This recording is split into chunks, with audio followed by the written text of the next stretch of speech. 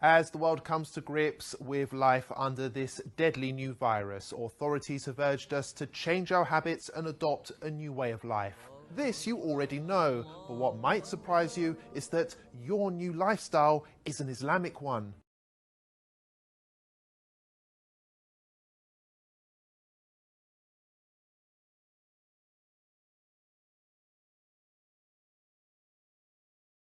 Muslims believe that the Quran is both a holy text and a guide on how to live a healthy and productive life. Nearly all of Muslims' daily activities, whether that be praying, fasting, or the clothes they wear, have been recommended in the Quran or by the Holy Prophet Muhammad.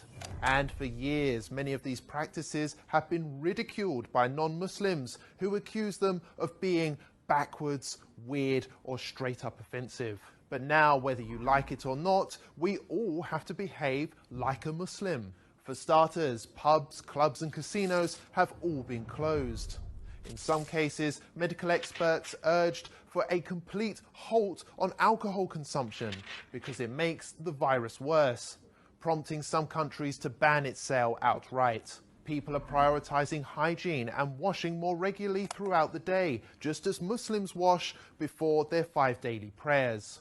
It's even become socially acceptable not to shake hands, a typical Muslim practice between men and women, which was often branded insulting in Western culture.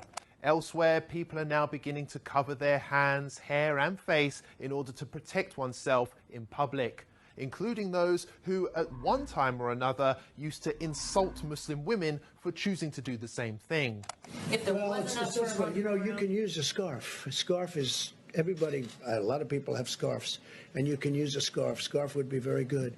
And my feeling is if people want to do it, there's certainly no harm to it. I would say do it, but use a scarf if you want.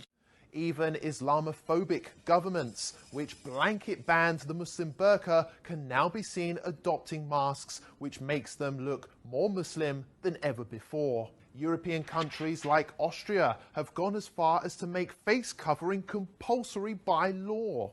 And the face veil, covering, has turned out to be so beneficial that London aims to make it compulsory for all in shops and on public transport going forward.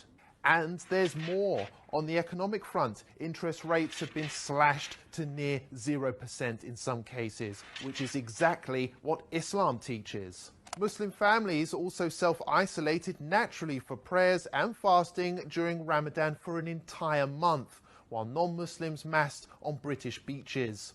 Now, you may ask, what's the point in bringing this all up?